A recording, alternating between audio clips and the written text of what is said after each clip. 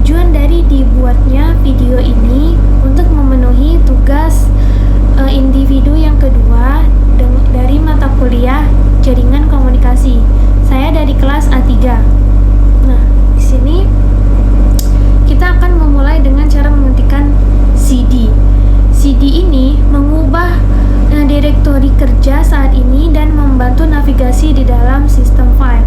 Lalu kita di sini bisa mengetikkan CLS.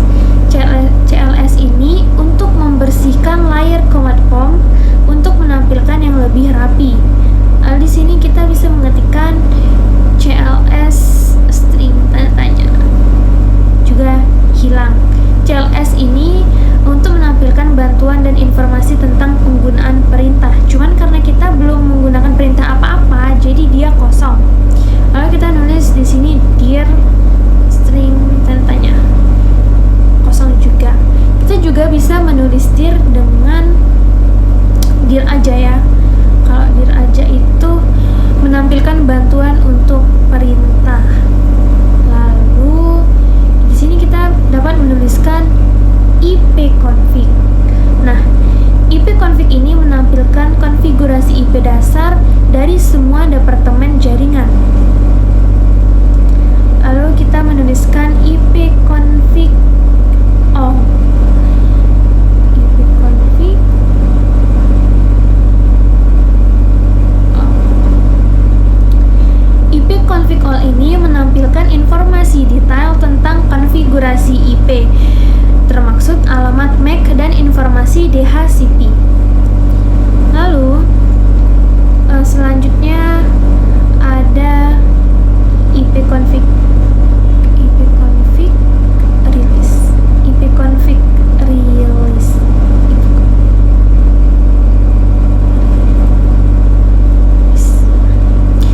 Ipconfig release ini melepaskan alamat IP yang diberikan oleh DHCP berguna untuk troubleshooting pada jaringan. Lalu di sini kita selanjutnya terdapat ipconfig renew.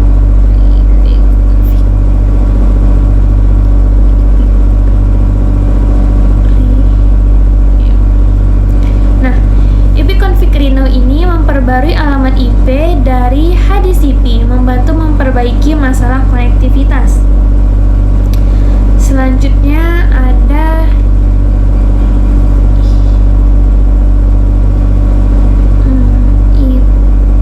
ipconfig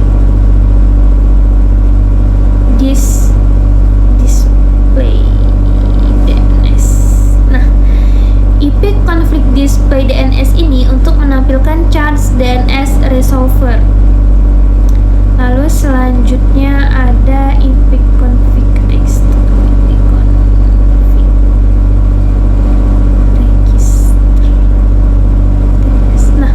ipconfig register DNS ini memperbarui list DHCP dan mendaftarkan ulang nama DNS. Lalu selanjutnya ada ping. Nah, ping ini menguji konektivitas jaringan ke host tertentu. Lalu habis ping kita terdapat net.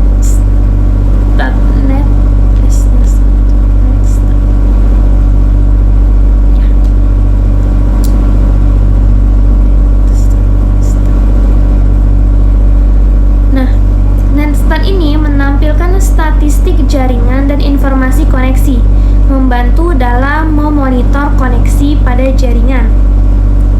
Di sini belum semua ya, kita tunggu sampai selesai. Mari kita tunggu sampai benar-benar selesai.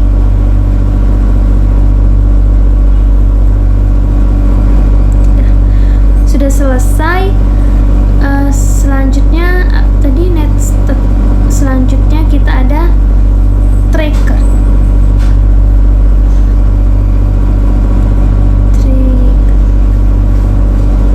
Nah, tracker ini untuk melacak rute ke host jaringan, berguna untuk mendiagnosis jalur jaringan.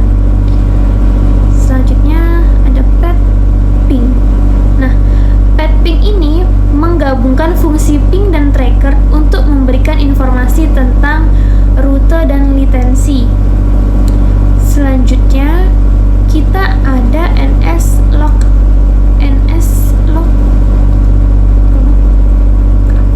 Nah, di DNS Lookup ini kita bisa menuliskan berbagai nama-nama server ya. Kayak misalnya kita nulis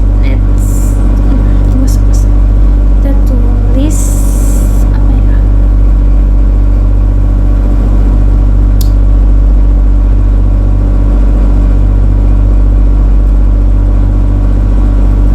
Misalnya kita mau nulis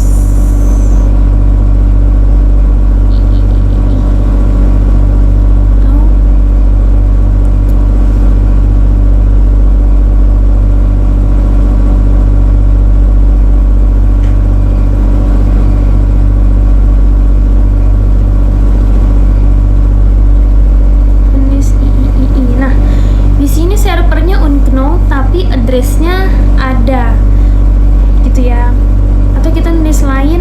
Nah, servernya itu tidak diketahui tapi address-nya tuh tetap ada. Apapun yang kita tulis bakalan address-nya tuh bakalan ada walaupun servernya tuh nggak ada. Tuh kayak down kita tulis tuh servernya bakalan nggak diketahui tapi address-nya ada ya. Lalu bagaimana cara kita keluar dari NS Lookup tadi?